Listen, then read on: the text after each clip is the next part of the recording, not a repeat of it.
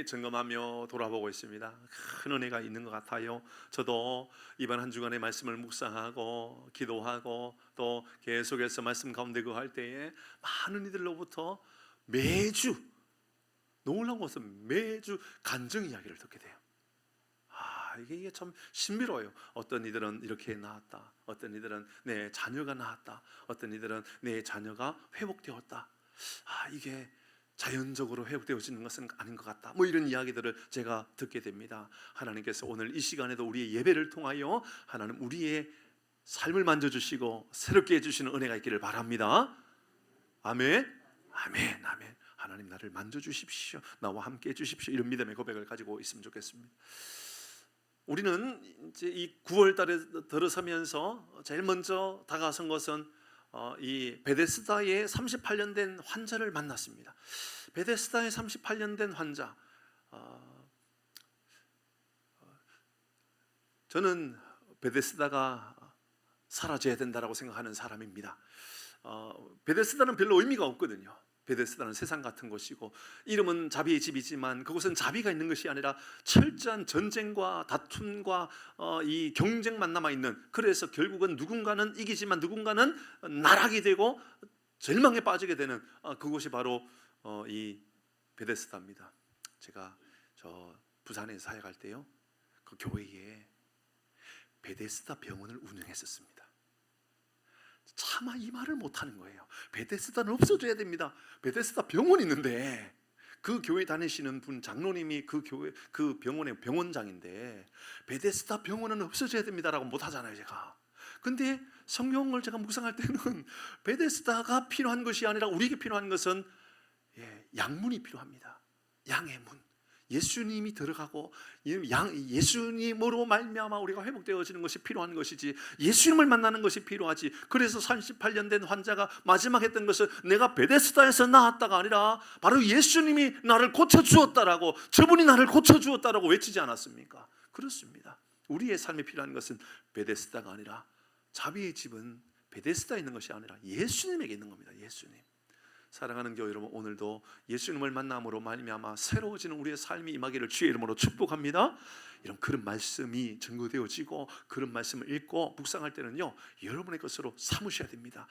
이 말씀이 임하였구나, 그 말씀은 곧 나에게 주시는 메시지겠구나. 그러면 하나님, 내가 그 말씀을 동기로 삼아 내가 이런 도전을 하고 이런 기도를 하겠습니다. 그래야 되는 거예요. 그게 우리에게 복이 되는 거죠. 그런데 그렇게 한 몇 주의 말씀을 전하고, 오늘 말씀은 베데스다를 이어가는 말씀이죠. 5장의 말씀이니까 베데스다를 이어가는데 29절까지는 베데스다에 대한 이야기를 설명하고 이로 인하여 어려움을 당했던 예수님, 유대인들이 예수님을 죽여야 되겠다, 이런 이야기를 실컷 하다가 오늘 30절부터는 여기에 대해서 예수님 반론하는 이야기입니다. 흔치 않는 거예요. 그러니까 예수님께서 많은 행적들, 기적들을 많이 보여주셔요. 이런 기적, 이런 치유의 기적, 이런 역사들을 계속 많이 보여주셨는데 오늘 그런 기적을 보여주는 것이 아니라 예수님 당신이 누구인지를 설명해 주는 거예요. 그러니까 유대인들이 예수님을 믿지 못하니까 유대인들에게 내가 누구인지 설명해 주는데, 어떻게 설명하느냐 하면 필요한 것은 두 가지예요. 하나는 정인이 있느냐, 또 하나는 증거가 있느냐거든요. 법정에서는 이거 두 가지가 필요하잖아요. 증거가 있습니까? 정인이 있습니까? 그러니까 정인이 있거나 증거가 있거나. 근데 증거가 확실하게 객관화되어 있어야 되는 것이고, 정인이 한 명보다는 또 다른 정인이 있는 것이 더 중요하고 그런 것 아닙니까? 그렇죠. 오늘 성경은 바로 진리에 대한 증언입니다. 그러니까 예수님 당신에 대해서 내가 하나님의 아들이다라고 하는 그 말. 그러니까 예수님께서 지난주에 말씀, 그전주에 말씀 그런 거였잖아요. 예수님께서 당신이 내가 하나님의 아들이다라고 하는, 내가 하나님께 배웠고 하나님과 함께 있고 하나님과 함께 늘 있었고 하나님께서 지금도 일한다, 그 말을 듣고 유대인들이 화가 나가지고 유대인들이 예수님을 잡아서 죽이려고 그랬잖아요. 그러니까 죽이려고 하는 그 일에 대하여 예수님께서 반론을 펼치는 겁니다. 그 말씀은 오늘 이 시간에 여기 앉아있는 여러분에게 그대로 적용되는 말씀이죠. 뭐냐 하면 내가 예수님을 왜 믿는가 이겁니다.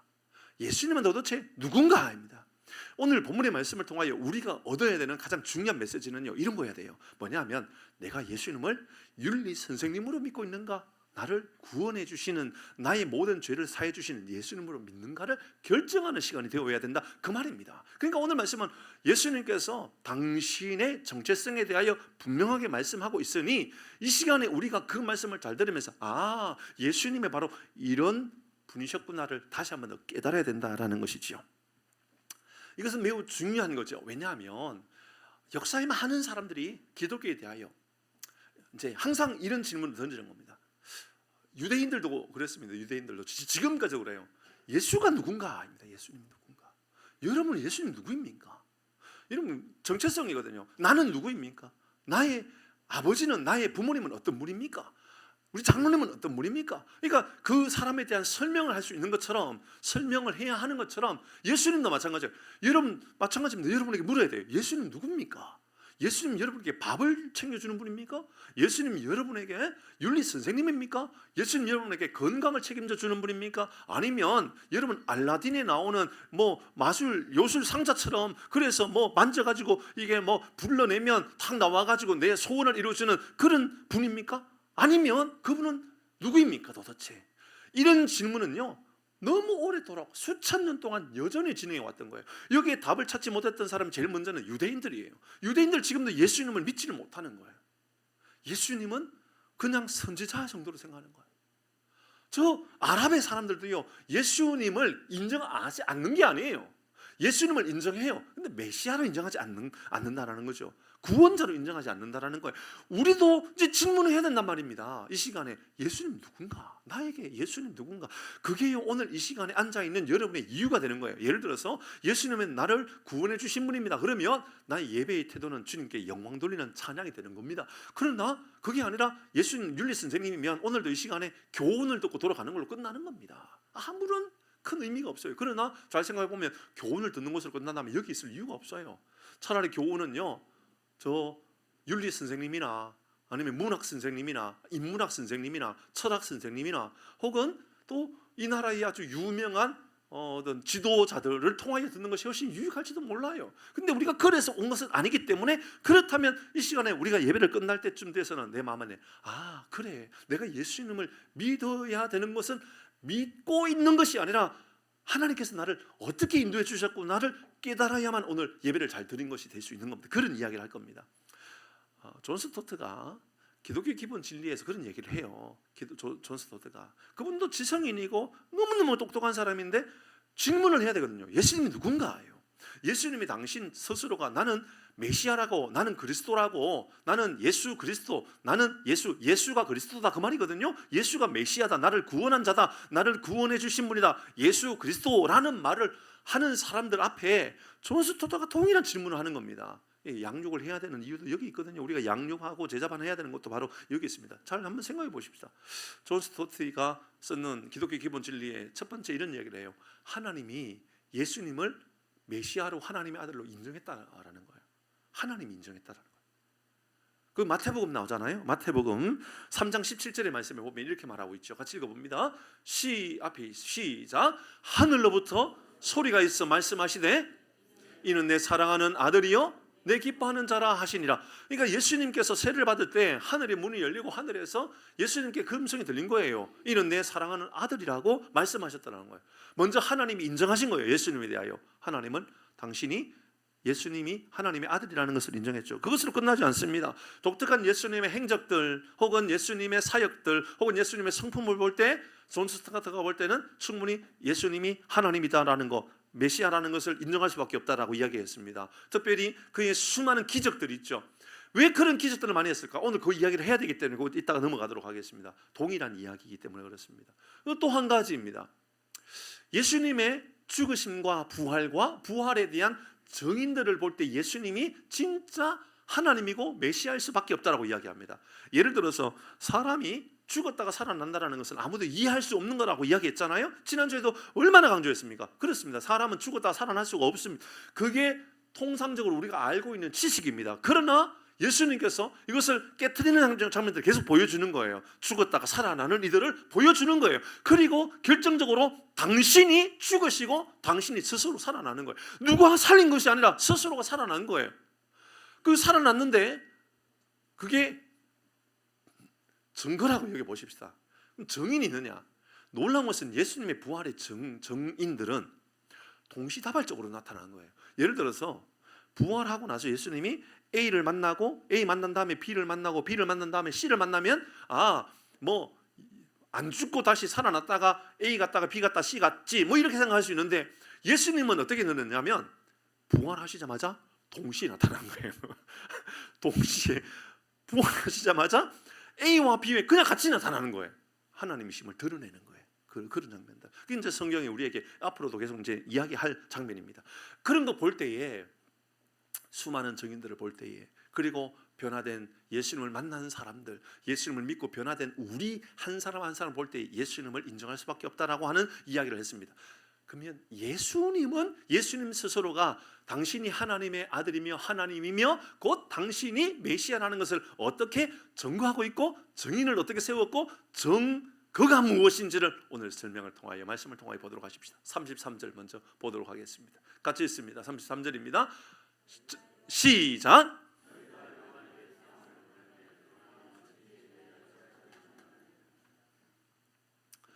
정언하는 이가 있었던 겁니다. 정언하는 이. 이걸 우리는 정인이라고 그러잖아요. 정인. 누가 정인이라고 그러는 거예요? 세례 요한. 세례 요한이 예수님을 향하여 정인했다라는 거예요. 예수님은 진짜다. 그래서 요한복음 1장의 말씀에 보면 예수님에 대해서 계속해서 뭐라고 말하느냐면 나는 진짜 빛이 아니다. 내 뒤에 오는 진짜 빛, 참 빛이 있다. 예수님이 진짜 빛이다. 이런 이야기하죠. 나는 그분의 신발 끈을 묶기도 감당하지 못한다. 나는 그분 앞에 나는 쇠하여야 되겠고 그는 흥하여야 된다. 계속해서 그런 말을 하는 거예요.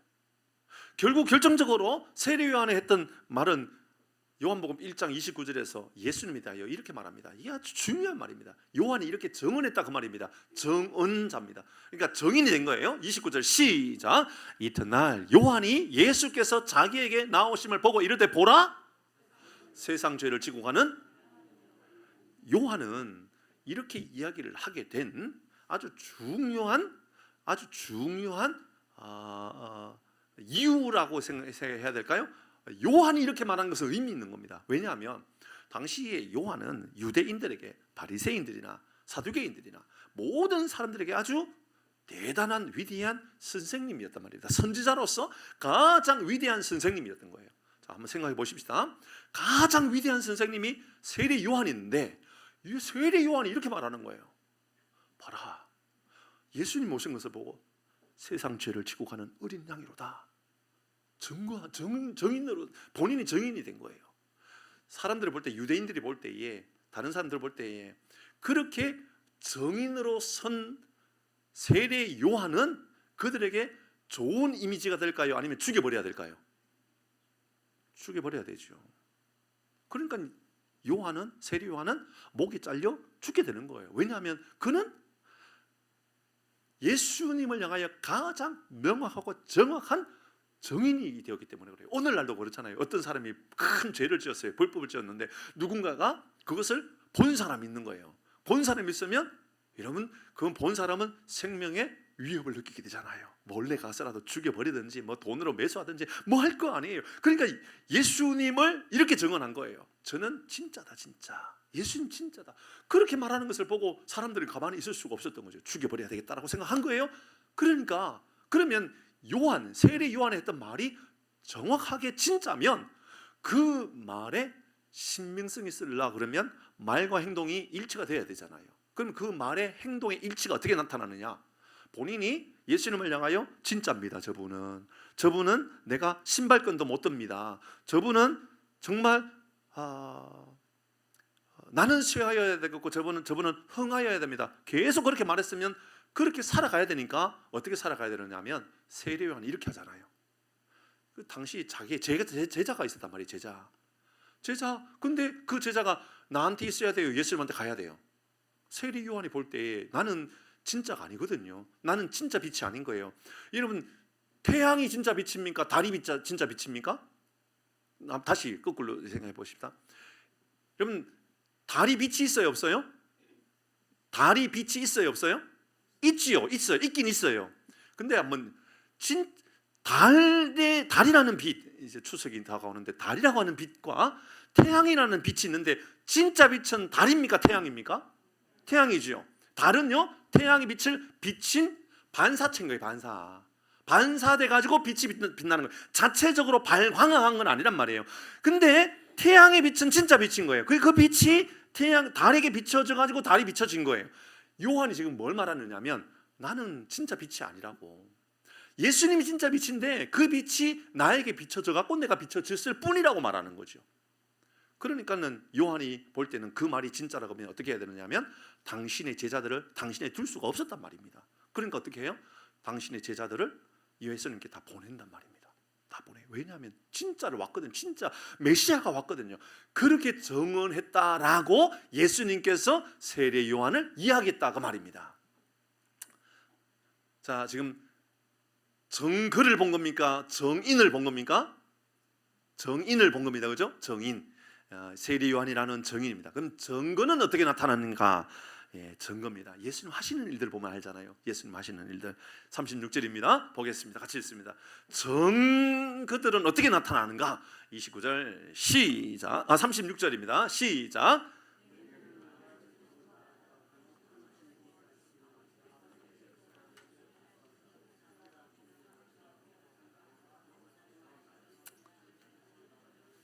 자, 요한의 증거, 조금 전에 이제 요한의 증거를 했습니다. 그렇죠? 요한의 증거도 중요합니다. 근데 예수님 이렇게 말해요. 그것보다 더 큰 증거가 있다. 그게 뭐냐면 내가 행하는 일이다 그 말입니다. 내가 행하는 일. 저는 오늘 이 시간에도 우리가 주의 이름으로 주님의 말씀을 붙잡고 기도하면 하나님께서 이런 증거들을 우리에게 나타내 주실 줄 믿습니다. 신비로운 은혜들을 우리에게 나타내 주실 거라고 저는 확신합니다. 여러분, 이제 이렇게 말합니다. 아버지께서 내게 주사, 하나님께서 나에게 주신, 아버지께서 내게 주신 기적 같은 게 있다, 이제 이렇게 말합니다. 자, 다시 36절을 제가 읽는데 핵심 단어를 찾는 거예요. 여기에 핵심 단어가 뭔지 한번 찾아보십시오. 내게는 요한의 증거보다 더 큰 증거가 있는데, 아버지께서 내게 주시고 이루게 하시는 역사, 곧 내가 하는 그 역사가 아버지께서 나를 보내신 것을 나를 위하여 증언하는 것이요. 여러분, 한 단어가 아주 중요한 단어가 있습니다. 뭐죠? 네, 맞습니다. 역사라는 단어입니다. 역사. 여기는 증거가 아니에요. 증인도 아니에요. 뭐냐면 예수님께서 하는 신비로운 역사들 나타나는, 예수님을 만나는 이들마다 기적이 나타나고, 예수님을 만나는 인격이 새로워지고, 예수님을 만나면 죄사함을 받게 되고, 예수님을 만나면 변화되는 모든 사람들을 보게 되었다 그 말입니다. 그러니까 자, 지금 예수님이 두 번째, 첫째는 정인을 이야기했고 두 번째는 증거를 말하는 거예요. 증거. 어떻게 증거가 나타나느냐? 그러면 다양한 증거, 하나만 아니라 다양한 증거가 있어야 되잖아요. 이 말씀이 오늘 요한복음 우리가 5장 말씀을 읽고 있잖아요. 5장 1절부터 나왔던 사람이 바로 베데스다 사람 이야기 아닙니까? 그게 역사였던 겁니다. 역사. 모든 사람들은 베데스다에서 뭐 기적을 경험하려고 했는데 예수님을 만나니까는 모든 기적은 한 방에 다 해결됐다 그 말을 하고 있는 거죠. 그러니까 예수님이 역사를 보여준 거예요. 근데 그 역사는 예수님께서 요한복음을 통하여 너무 많이 나타나는 거예요. 여러분, 어떻게 나타나죠? 한번 보십시다. 지금 5장 읽었죠? 5장 마지막 부분입니다. 그죠? 5장 첫 번째 읽었고 마지막에 이야기하면서 예수님이 당신이 역사를 드러내므로 당신이 하나님께로부터 왔고 당신이 메시아라는 것을 드러낸다. 그러면 더 설명해 줘야 되잖아요.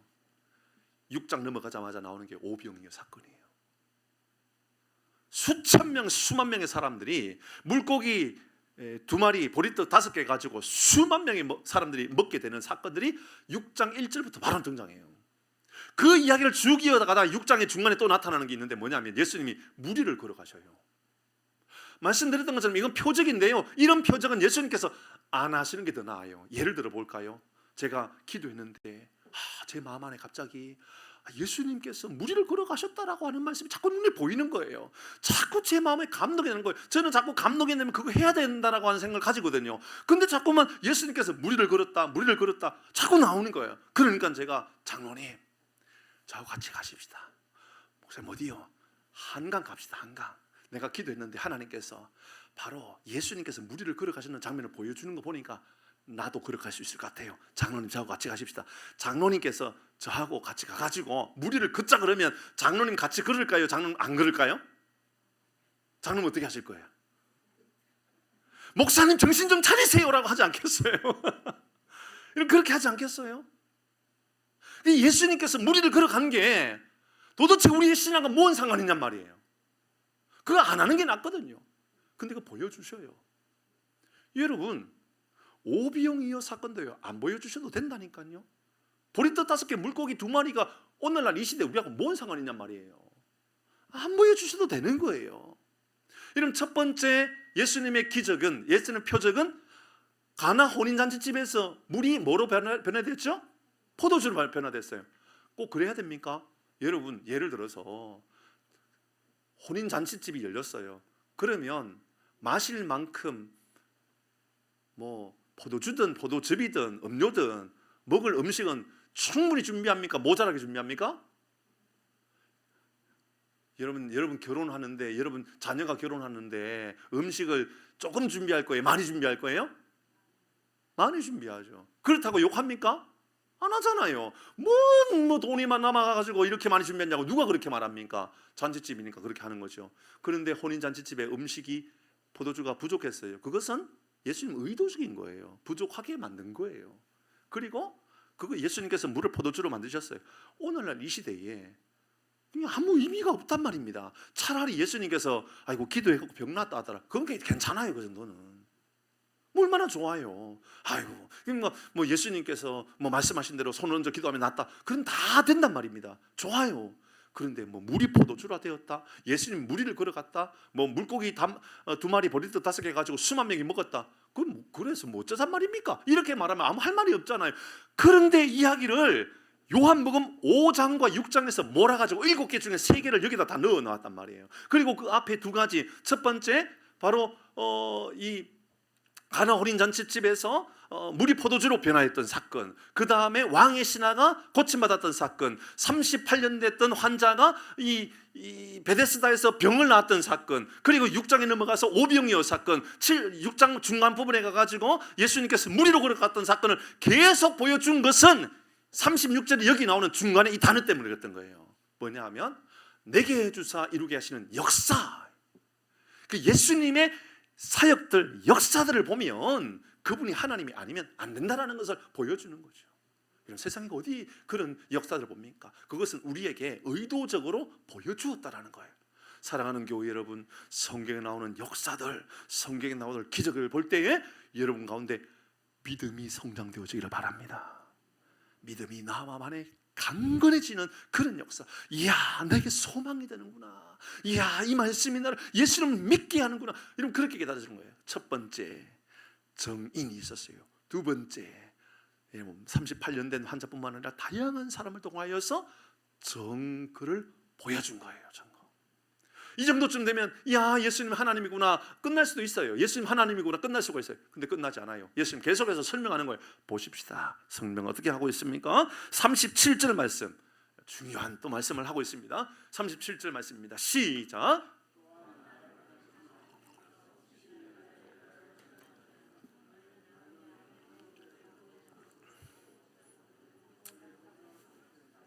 또한 나를 보내신 아버지께서 친히 나를 위하여 증언하신다. 아버지 하나님이 나를 증언하신다라고 말씀하시면서 너희는 아무 때에도 그 음성을 듣지 못하였고 그 형상을 보지 못하였다. 그런데 믿는다 그 말입니다. 아무도 보지 못했다. 그러니까 유대인들은 보지 못했기 때문에 만나지 못했다. 아무도 만나지 못했다. 근데 만난 사람은 예수님을 믿게 된다. 근데 예수님이 그에게 말씀에서 찾아오셔서 만나게 해주셨고 알게 해주셨다. 이제 그 말씀인데 조금 어렵죠? 굉장히 쉬운 말씀입니다. 왜냐하면 32절 말씀 보아야 됩니다. 자, 32절입니다. 시작. 나를 위하여 증언하시는 이가 따로 있으면 됐습니다. 세례 요한이 증언했고 예수님의 사역으로 증거를 보여주었단 말입니다. 그런데 예수님이 이렇게 말해요. 그것 말고 나를 위하여 증언하는 이가 따로 있다 이야기예요. 요한 말고요. 나를 위하여 증언하시는 그 증언이 참인 줄 아노라. 도대체 이 나를 위하여 증언하시는 이가 따로 있다 했는데 이 나를 증언해 주시는 그가 누구냐 말입니다. 요한은 아니라는 거예요. 요한이 아닌 다른 누군가가 나를 예수님을 믿도록 안내해주고 깨닫게 해주신다 그 말입니다. 그게 누굴까요? 성령님이 성령. 하나님이에요. 그러니까 예수님이 하나님이라고 하는 것을 알게 하는 것은 성령의 역사라는 거예요. 이거 뭐 신비로운 거예요. 그냥 이거는 증거를 보지 않았는데도, 이 눈에 아무 증거 아니 배워도, 이 귀에 아무 소리 아니 들어도 내가 예수님을 믿는다 말입니다. 믿게 되었다. 이건 뭐 어떻게 설명해야 될 거예요? 37절 32절에서 말씀을 보니까 그것은 뭐 설명한 사람이 필요한 것이 아니라 뭐 보여주는 것이 아니라는 거예요. 하나님이 그렇게 말씀하셨고 하나님이 믿게 해주셨다는 거예요. 아마 우리 가운데도 있을 거예요. 이번 주에도 신방하면서 참 재미있는 일이 있었어요. 목사님, 왜요? 제가 예수 믿는 게 참 신비로워요. 그 집사님 하는 얘기예요. 제가요 어렸을 때요, 이곳에 계시는 분인데, 제가 어렸을 때 아가실 때요, 우리 집에 신방 오거나 예배 드리면요, 제가 막 상을 뒤집어 퍼버렸고요, 막 다 쫓아내버리고요, 아무도 우리 교회 못 들게 했어요. 그런데 지금 제가 예수 믿고 여기 앉아 있는 것은 참 신비로워요 라고 이야기해요. 그건 여러분의 의도가 아니라, 여러분의 지혜가 아니라, 그것은 어떤 사건으로 말미암는 것이 아니라 하나님의 강건적인 역사로 우리를 불러주시고 깨닫게 해주신 은혜가 있었기 때문임을 믿음으로 고백하고 살아가기를 바랍니다. 그것은 우리가 설명할 길이 없습니다. 이것은 경험하고 살아가야 됩니다. 아, 성령 하나님 나를 깨닫게 하시는구나. 성경이 이것을 정언하고 있거든요. 성경이 한번 볼까요? 보혜사 성령에 대해서 그렇게 말하잖아요. 요한복음 15장 26절의 말씀을 보니까 이렇게 성령은 이런 분이라고 말하고 있습니다. 바로 성령은 우리에게 이런 관건적인 역사를 한단 말입니다. 26절 시작. 내가 아버지께로부터 너에게 보내서 보혜사 곧 아버지께로부터 나오시는 진리의 성령이 오실 때에 그가 나를, 예수님의 증언을 누가 한단 말이에요? 보혜사 성령이 한다 그 말입니다. 그러니까 성령이 나를 깨닫게 하시고 성령이 나를 이곳에 인도하신다는 거예요. 여러분, 저는 오늘 이 시간에 여러분이 교회에 나온 것도 여러분의 의도나 여러분의 노력이나 여러분의 수고가 아니라 하나님의 인도하심으로 인하여 이곳에 와 있는 줄 믿습니다. 그러면 하나님 앞에, 하나님 제가 더 정말 은혜로운 은혜의 고백을 가지고 살아가게 해주시면, 이런 믿음의 고백을 가져가야 되는 거예요. 이 말씀은 계속해서 이어져요. 요한복음 16장 말씀을 보도록 합니다. 13절입니다. 또 있습니다. 이렇게 말합니다. 시작. 그러나 진리의 성령이 오시면 그가 너희를 모든 진리 가운데로 인도하시리니 그가 스스로 말하지 않고 오직 들은 것을 말하며 장래일을 너에게 알리시리라. 아멘. 진리의 성령이 오시면요, 예수님을 만나게 된다 그 말입니다. 예수님을 믿을 수밖에 없다 그 말입니다. 그러므로 사랑하는 교회 여러분, 이 시간에도 하나님의 인도하심을 받고 살아가는 은혜가 있기를 주의 이름으로 축복합니다. 바울은 이렇게 말합니다. 로마서 8장 16절의 말씀에 보니까 시작. 성령이 친히 우리의 영과 더불어 우리가 하나님의 자녀인 것을, 여러분, 우리가 하나님의 자녀, 내가 하나님의 자녀구나, 내가 하나님을 믿는 사람이구나, 누가 알게 해주신다는 거예요? 성령이 알게 하신다는 거예요. 성령의 역사라는 거예요. 여러분, 그것은 그래서 세례 요한이 증언했지만 그 증거가 정확한 것이 아니라, 그렇잖아요, 가짜가 될 수도 있잖아요. 그가 뭐 요한이 말했다고 진짜가 될 수 있습니까? 제가 말했다고 진짜가 될 수 있습니까? 아니거든요. 제가 말했기 때문에 진짜가 아니라 성령이 말하심을 경험하면 진짜라는 것을 알게 된다는 것을 계속해서 말하고 있다 그 말입니다. 네 번째입니다. 네 번째 어떻게 증거하고 있는지 한번 볼까요? 예수님이 본인이 하나님이라고 하는 것을 무엇으로 가르쳐주고 있습니까? 39절의 말씀입니다. 네 가지 오늘 볼 건데요, 네 가지. 39절 시작.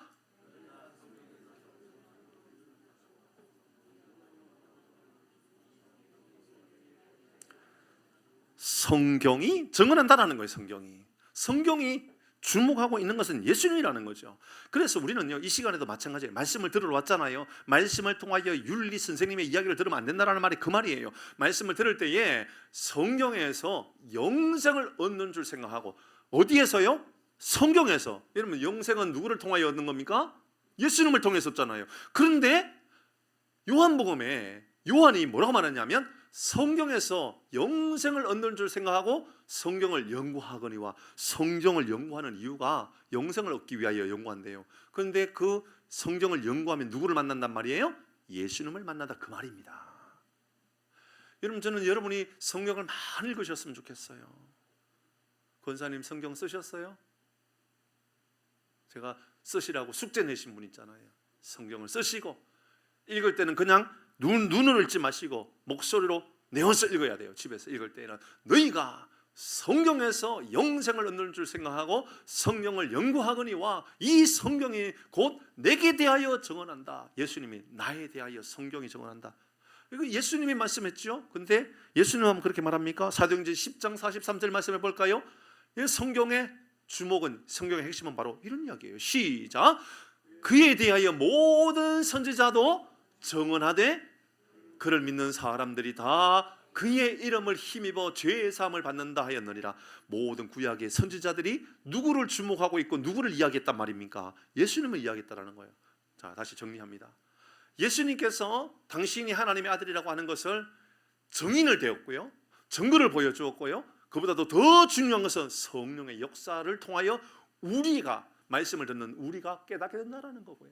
그리고 말씀을 읽으면, 말씀을 가까이 하면 결국은 예수님을 만날 수밖에 없다는 것을 분명하게 말하고 있는 거죠. 자, 그러면 왜 증인도 있고 증거도 있고 분명한 사실이 있는데 왜 예수님을 못 믿습니까? 왜 예수님을 만나지 못하고 예수님을 가까이 하지 못하는 이유는 도대체 뭡니까? 오늘 예수님이 그것을 또 설명해 줍니다. 42절입니다. 같이 읽습니다. 42절 시작.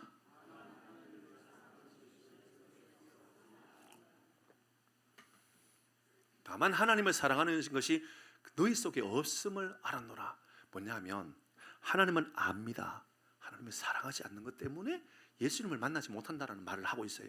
이것은 여러분 부모와 자녀와의 관계를 생각해 보면 알 수 있어요. 여러분 자녀에게 부모는 필요하지요? 필요 없습니까? 필요합니까? 필요하죠. 부모가 필요합니다. 왜 필요합니까? 물으면 어떤 이들은 부모가 나에게 물려준 재산이 많거든요. 그래서 부모가 필요해요. 이런 사람이 있을 수 있죠, 그죠? 없어요? 있죠. 부모가 자녀에게 물려준 재산이 많으면 자녀에게 있어서는 부모에게 너 부모가 필요하냐? 예. 왜 필요하냐? 물려줄 재산이 많아서요. 어때? 충분히 그럴 수 있습니다. 어떤 사람은 부모가 필요한 사람이 있습니다. 어떤 사람은 부모를 사랑하는 사람이 있단 말입니다. 사랑하는 것과 필요한 것은 다릅니다. 어떤 사람은 부모의 필요성을 돈으로 여기기도 하지만 어떤 이들은 또 부모의 능력, 뭐 돈뿐만 아니라 능력이나 뭐 교우 관계나 뭐 어떤 사람과의 관계나 혹은 또 뭐 또 지인과의 관계나 뭐 부모를 뭐 내 삶의 어떤 동기를 위한 어떤 디딤돌 정도처럼 생각하는 거죠. 그러니까는 내 부모가, 내 아버지가 나에게 필요한 거지 사랑할 이유는 없는 거예요. 그러니까 어떤 문제가 생기느냐면 필요가 채워지면 부모도 필요 없는 거가 되는 거죠. 중요한 겁니다. 저는 우리에 대한 이야기를 하는 게 아니에요. 우리의 삶을 한번 돌아보는 거예요. 여러분 자녀가 부모에게 돈, 아버지 저에게 돈, 저도 저 아는 사람이 그런 사람이 있었어요. 제가 이런 나눔을 이 말씀을 아니고 이제 다른 말씀을 통하여 나누는데 우리가 부모를 사랑하지 못하고 부모의 필요를 인하여 부모를 만나면 안 됩니다라는 이야기를 쭉 나누는데 다 끝나고 나서 그 집사님이, 지금 권사님이 되셨는데 그 집사님이 저에게 하는 이야기예요. 사실은 제가 지난주에 제가 사업을 하고 싶어서 부모님한테 사업 자금으로 좀 미리 저에게 물려줄 거 지금 주면 안 되겠냐라고 이야기하고 왔었다라는 거예요. 근데 갑자기 목사님이 너는 부모가 필요합니까? 부모를 사랑합니까? 라는 이야기를 듣고 가서 부모님에게 죄송합니다. 제가 잘못했습니다. 제가 그러면 안 되는 거였다라는 것을 깨닫게 됐다고 꼭 이야기하겠다라고 했던 일이 있었습니다. 그렇습니다. 하나님이 필요한 사람이 있고 하나님을 사랑하는 사람이 있습니다. 다만 하나님을 사랑하는 것이 너희에게 없다. 뭔 말이냐면 유대인들이 하나님을 압니까? 모릅니까? 알지요. 하나님을 필요로 합니다. 얼마나 필요로 하는지 모릅니다. 끝까지 하나님을 찾아가기 위해 얼마나 노력했는지 몰라요. 단적인 예를 들어볼까요? 이스라엘 백성들이 애굽에서 떠나서 가나안으로 들어오는데 어느 날 모세가 하나님의 말씀을 받기 위하여, 십계명을 받기 위하여 저 시내산에 올라간 거예요. 시내산에 올라가는 것을 보고 아론과 주변에 많은 사람들이, 모세의 형과 주변의 사람들이 야 모세 없다, 우리 모세 없다. 그러니까 우리 하나님을 같이 만들어보자. 그래서 뭘 만들었죠? 금송아지를 만들었죠. 보세요. 하나님을 사랑한 것이 아니라 하나님을 필요로 한 겁니다. 하나님을 필요로 하다 보니까는 하나님이 안 계시고 하나님을 인도해 줄 모세가 없으니까는 금송아지 만들어 놓고 이게 내 하나님이라는 말을 하잖아요. 하나님을 사랑하지 않고 하나님을 필요로 하면 하나님을 버리게 되어 있다 그 말입니다. 달리만 해볼까요? 이곳에 예배 드린다고 앉아 있잖아요. 그런데 저 무당집에서 누군가가 무당에 굿을 해줬는데 병을 맞았다 그러면 하나님도 버리고 무당한테 하러 간단 말입니다. 아니라고요? 아니요, 진짜예요. 제가 여기 풍산동에 큰 빌딩을 가지고 있는 어느 집사님을 알아요. 진짜 아마 이곳에 있는 분들 가운데 그 정도 부자는 없을 거예요. 진짜로요. 이거 하나매요. 진짜 큰 오피스텔 그분이 가지고 있는 지어놓은 오피스텔 숫자만 해도 수백 개가 되니까 그거 사장님이에요.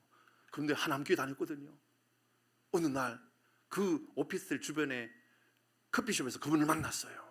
아이고 집사님 요즘 교회 안 나오시던데 어디 가셨어요? 그러니까는 자기 원래 집이 저 서초 쪽인데 요즘 여기 하나님 잘 못 온다는 거예요. 그래도 집사님 근처에 가까운 교회라도 가시든지 교회 가셔야죠. 예, 요즘 제가 봉은사 다녀요 그러더라고요.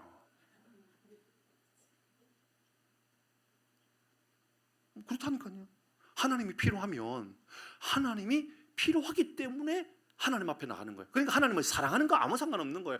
하나님보다도 더 좋은 거 줄 것 같으면 다 그리 간다 그 말입니다. 그러니까 이 말씀은 오늘 유대인들이 딱 그렇게 살아간다고 말이에요. 하나님을 사랑해가지고 하나님을 믿는 것이 아니라 하나님이 필요해가지고 하나님을 찾았다 그 말을 하고 있는 거예요. 여러분은 하나님이 필요한 겁니까? 여러분 하나님을 사랑하는 겁니까? 달라요. 예배가 달라집니다. 아시지요? 예배 드릴 때요 기도가 100마디가 필요 없어요. 수만 마디가 필요 없어요. 기도하는데요 어떤 분이 집사님이 그래요. 집사님, 목사님 저는 언제가 기도 열릴까요? 그래요. 알려드릴게요. 이렇게 하면 돼요. 주님, 제가 주님을 사랑합니다. 주님, 제가 주님을 사랑합니다. 제가 주님을 사랑합니다. 그게 기도예요. 제가 주님을 사랑합니다. 주님, 제가 주님이 필요합니다가 아니에요. 주님, 내가 필요 때문에 온 것이 아니라 주님이 사랑하기 때문입니다. 42절 다시 읽어봅니다. 시작.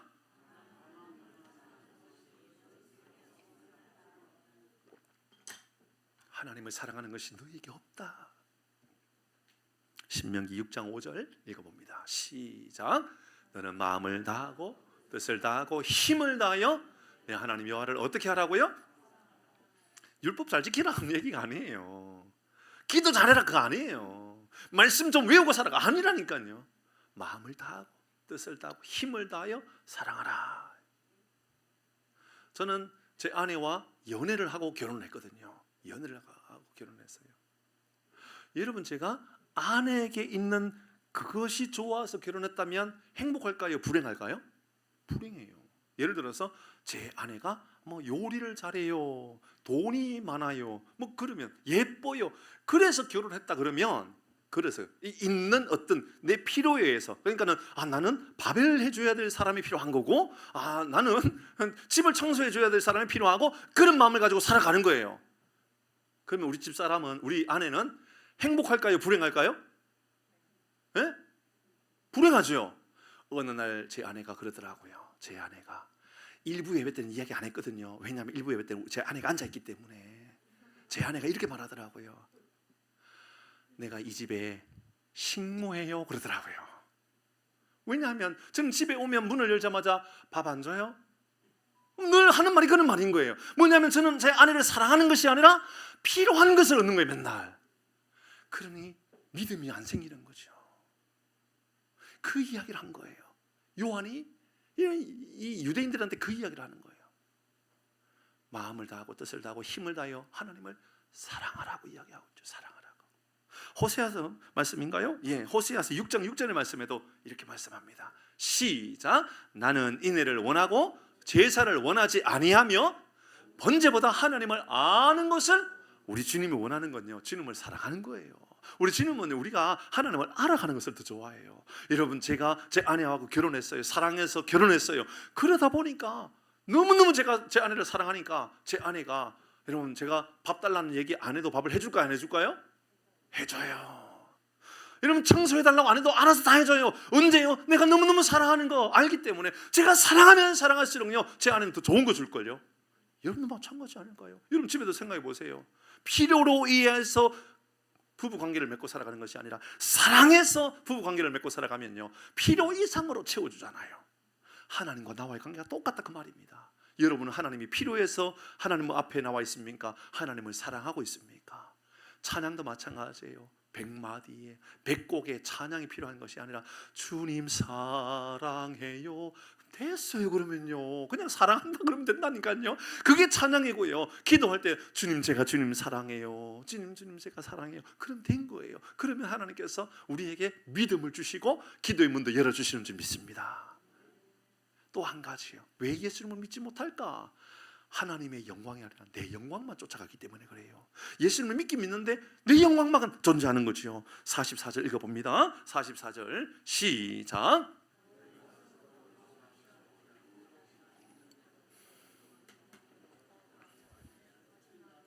쉽게 말하면 예수님을 믿는 것처럼 보이지만 필요로 의해서 예수님을 믿으니까, 필요로 의하여 예수님을 믿다 보니까 결국은 내 영광만 남는 거예요. 나만 잘 되면 되는 거예요. 하나님과 아무 상관없는 거예요.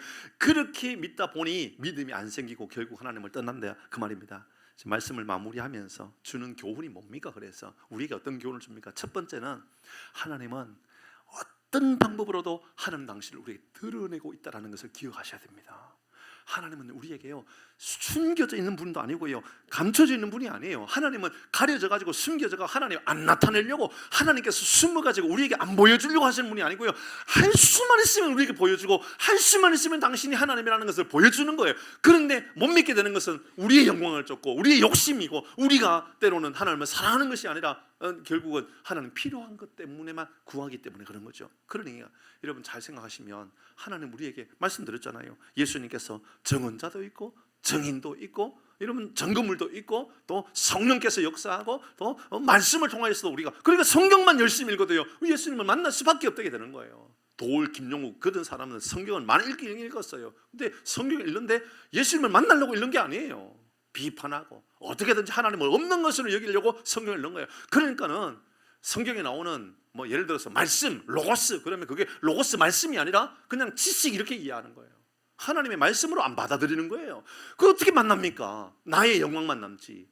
도울의 강의를 들으면 하나님이 드러납니까? 도울 자신이 드러납니까? 그 말이에요. 목사도 마찬가지예요. 저도요, 목사 여러분 뭐 세상 사람들이 말하는 목사짓, 목회 잘하는 방법은요, 나는 죽고 예수님 드러나는 게 목회 잘하는 거예요. 그게 목회예요. 목회. 저는 하나님께 기도하는데 그런 기도를 해야 할 수밖에 없는 거예요. 하나님, 제가 드러나는 게 아니라 하나님이 드러나야 됩니다. 하나님은 계속해서 우리에게 드러내실 분이기 때문에 그런 거예요. 두 번째 말씀을 통하여 우리에게 주는 것, 근데 왜 못 믿게 되는가? 결국은 하나님을 사랑하지 않았기 때문에. 내 필요를 위하여서 예수님을 찾게 되면 예수님보다도 더 좋은 거 준다고 그러면 다 찾아간단 말이에요. 그러잖아요. 여러분 때로는 대통령 뽑을 때에 내가 어떤 기준이 없어요. 기준이 없어요. 말은 만약에 우리 가운데 그렇지 않겠지만 기준이 없어요. 대통령 하지 맙시다. 시장 합시다. 그냥 시장을 뽑는데 시장 1번 후보는 자기를 뽑아주면 100만 원 준다 그래요. 2번 후보는 200만 원 준다 그래요. 누구 뽑겠어요? 대답하세요. 누구 뽑을 거예요? 보세요. 우리가 그 정도밖에 안 된다니까요. 우리가.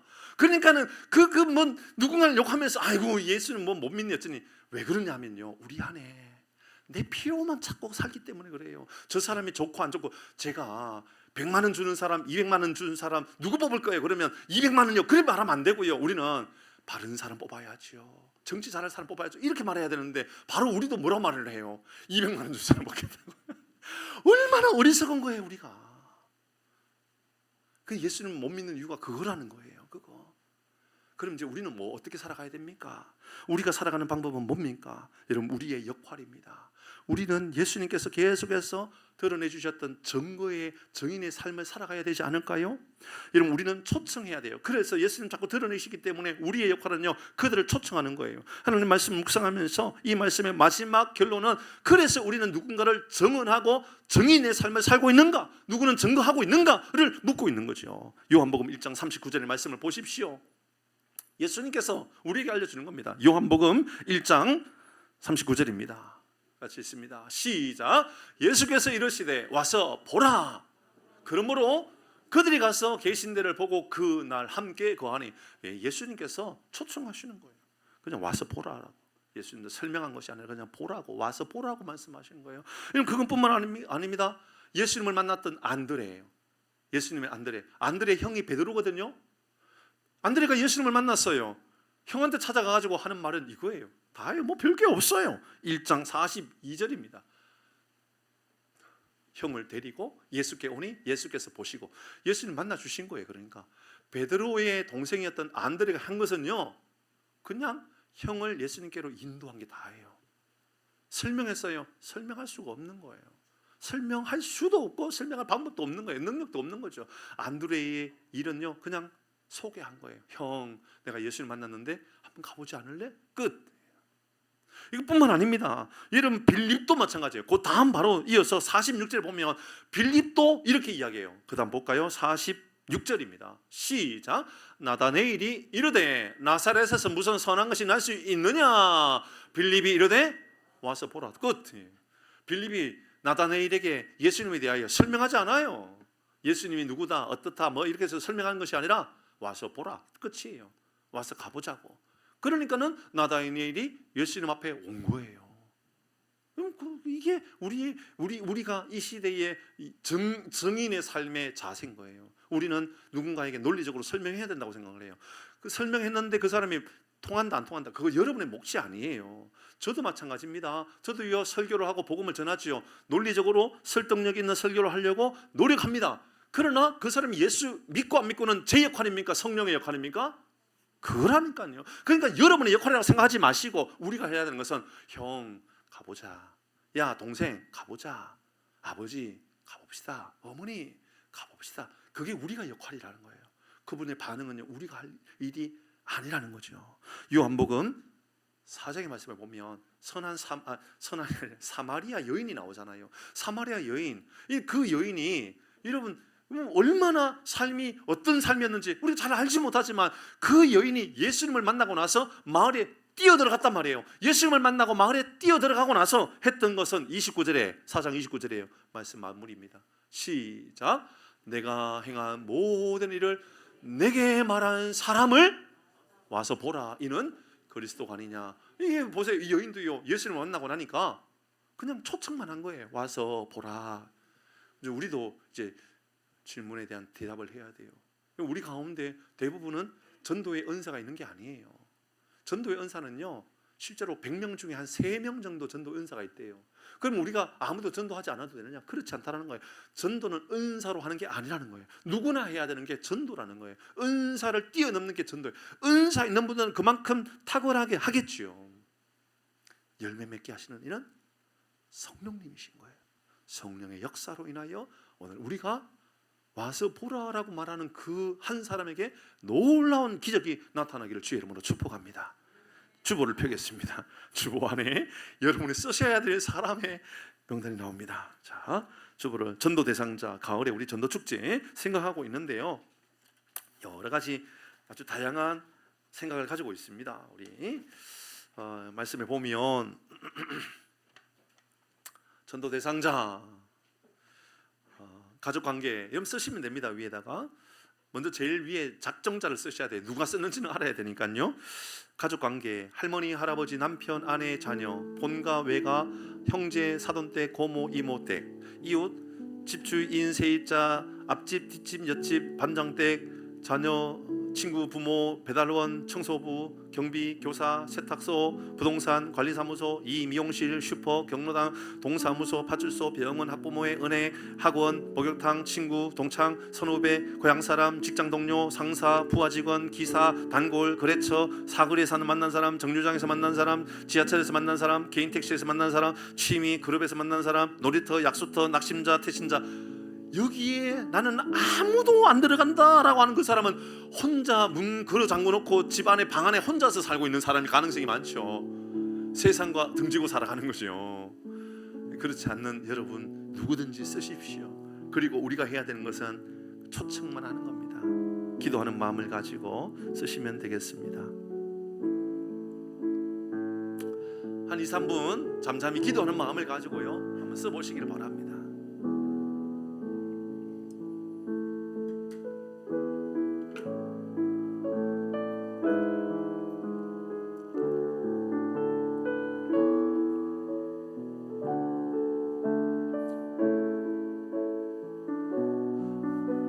장로님 혹시나 거두어 주시면 좋겠고요. 우리 전도사님 한쪽에서 거두어 주시고, 네, 장로님 한쪽에서 거두어 주시면 좋겠습니다. 한번 써보시기를 바랍니다. 와서 보라, 그 말할 그 사람 말입니다. 와서 보라. 예, 권사님 아들 이름 쓰셔도 됩니다. 여기는 못 오지만 그래도 내가 그 와서 가서 만나봐야 된다라고 말할 그 사람은 써보시기를 바랍니다. 그래야 기도 한 번이라도 더 하지 않겠습니까? 저도 한 번이라도 더 기도하지 않겠습니까?